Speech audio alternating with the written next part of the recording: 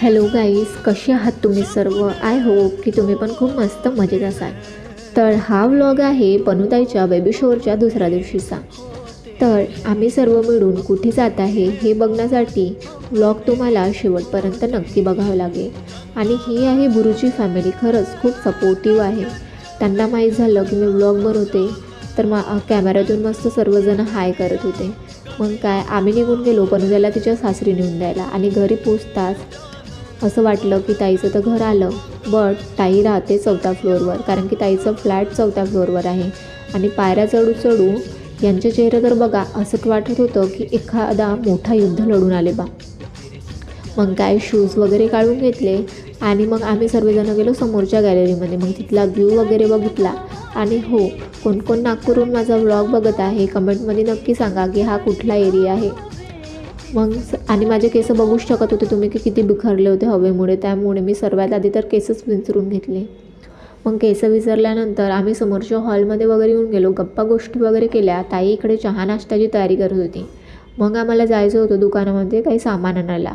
मग जाता जाता आम्हाला दिसली ही छोटीशी मुलगी कपड्याला स्टोन लावत होती. मग तिच्यासोबत वगैरे बोललो. त्यानंतर दुकानात येऊन सामान वगैरे घेतलं आणि थोडे वेफर्स वगैरे घेतले. आणि ह्या दादाला म्हटलं, मी तुला ब्लॉगमध्ये घेऊ का, काही प्रॉब्लेम तर नाही? तो म्हणते की काही नाही होत, म्हणते घेऊन घेशील म्हणते. आणि सामान तर घेतलं, बट आमची तिथे पिशवीच फाटली. मग काय, कसं बसू घरी आलो. मग वेफर्स वगैरे खाऊन घेतले. तितक्यातच नाश्ता वगैरे आणला होता. मग नाश्ता वगैरे करून घेतला. आणि नाश्त्यामध्ये होतं मस्त गरमागरम समोसे, आणि समोसे खरंच खूप टेस्टी होते. मग काय, आम्हाला खाली बोर वाटत होतं आणि पाण्याचा मोसम पण बनला होता. आणि आम्ही मग गेलो टेरिसवर. आणि खरंच टेरिसवरून व्ह्यू खूप एक नंबर दिसत होता. मग काय, रील्स वगैरे शूट वगैरे करून घेतल्या. मग आम्हाला लागली होती भूक आणि आम्हाला घरीही जायचं होतं, त्यामुळे मग आम्ही लवकरात लवकर जेवण वगैरे करून घेतलं. आणि जेवण खरंच खूप टेस्टी होतं. आणि मग निघून गेलो आम्ही घरी जाण्यासाठी. आणि गाडीवाला दादा लाईट सुरू नाही करत होते म्हणून यांनी सर्वांनी फ्लॅश सुरू केले होते, कारण की माझ्यावाल्या व्लॉगमध्ये सर्व बरोबर दिसले पाहिजे बा म्हणून.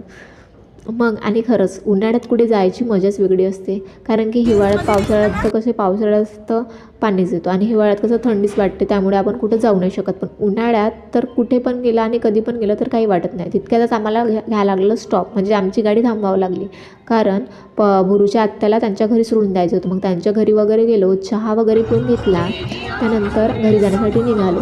आणि असा ज्याचा आता हे सॉन्ग पण ऐकून